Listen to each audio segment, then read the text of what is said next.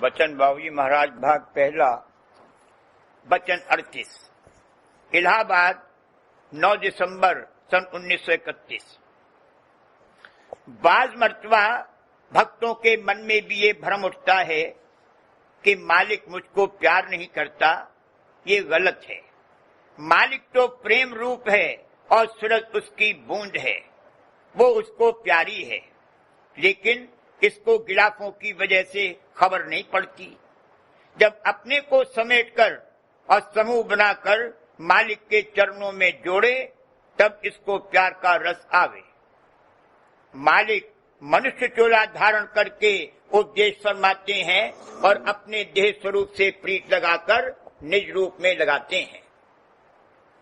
बाज मर्तबा भक्त के मन में भी जो मालिक के चरणों में प्रीत व प्यार रखता है और जतन अभ्यास भी उसके निमित्त करता है, भ्रम पैदा होता है कि मैं तो इतनी प्रीत मालिक के साथ करता हूँ, लेकिन मालिक मुझसे कुछ प्रीत नहीं है और न वह मेरी खबर लेता है।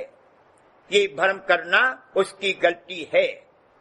ये प्यार लाया कहाँ से? प्यार और प्रीत सब सूरत में है और सूरत उस प्रेम सिंध मालिक की बूंद है। मालिक प्रेम व आनंद का भंडार है। वो शीतलता और शांति का सागर है, प्रेम का सोच पोच है और ये सूरत महदूद है और वो अमोघ सागर है। सूरत अंश से उसको अत्यंत प्यार है। जैसे जल के साथ जो जल की प्रीत है उसका क्या अंदाजा हो सकता है। सूरत अंतर के अंतर मालिक के आकर्षण में खिंच रही है। आकर्षण, प्रेम, मौज, दया सब एक ही हैं, लेकिन सूरत ने मन रूप और तन रूप धारण कर लिया है और यहाँ रग रग नस नस में प्रवेश होकर और बाहर भी जहाँ जहाँ इसका संबंध है और जिन जिन से इसकी प्रीत है उन सब अनेक धारों में फंसकर और विभाजित होकर उस पर उन्हीं के आवरण और गिलाफ करते गए हैं।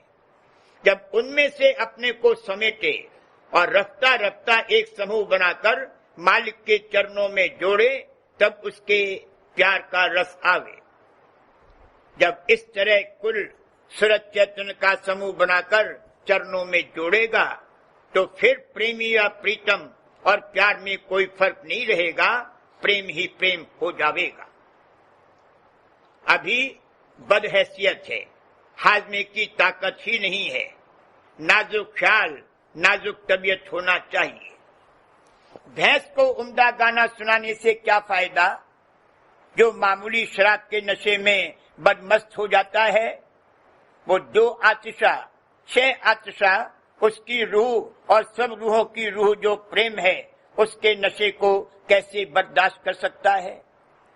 इस हालत में अगर उस परम आनंद और मालिक के प्रेम की खबर इसको पड़े तो वहीं रसास्वाद में लिप्त होकर बेहोश हो जाएगा और आगे की तरक्की बंद हो जाएगी। निरत अंग को जगाकर मन और सूरत में प्रेम बसाकर एक घाट से दूसरे घाट पर और दूसरे से तीसरे पर होते होते धुर धाम में पहुंचकर सूरत निरत एक होकर प्रेममय हो जाएंगे। जिसको वे चरणों में लगाते हैं उसके सिर्फ शेष कर्म बाकी रह जाते हैं और उसकी हरियाली कटे हुए दरख्त की तरह होती है। जो कर्म उस पर आते हैं वो मौज अनुसार आते हैं, उनसे और कर्म नहीं चढ़ते, न वह दंड देते हैं, उनसे शेष कर्म कटते हैं। वो ऐन दया है।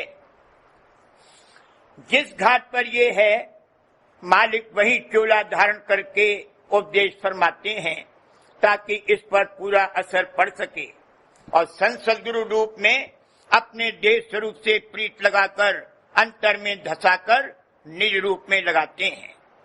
उनको इसकी बड़ी पक्ष मंजूर है, वे इसकी बुराई सुन नहीं सकते।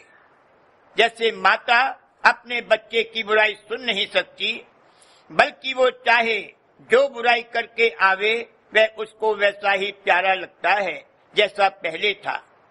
ऐसे ही जो मालिक के अपनाए हुए हैं, यानी जो किसी हालत में मालिक को नहीं बिसारते, उनसे चाहे कुछ गड़बड़ भी हो जावे, वे मालिक को प्यारे लगते हैं। तेरी पक्ष करें धर प्यार, बैरी दूर पड़े। काल कर्म ये ही बैरी हैं। जब ऊपर बयान की हुई हालत हो जावेगी तो ये बैरी दूर से ही भागते हैं। इनका लेखा वे अपने जिम्मे ले लेते हैं, लेकिन जो सेवक हैं उनके कुफ्र और निंदा की बर्दाश्त नहीं है। इसका ये मतलब नहीं है कि वे किसी से नाराज हैं। प्यार के वश वे उसको बर्दाश्त नहीं कर सकते। कबीर मेरे साध की निंदा करे न कोय, जो पे चंद्र कलंक है तऊ उजाला होए।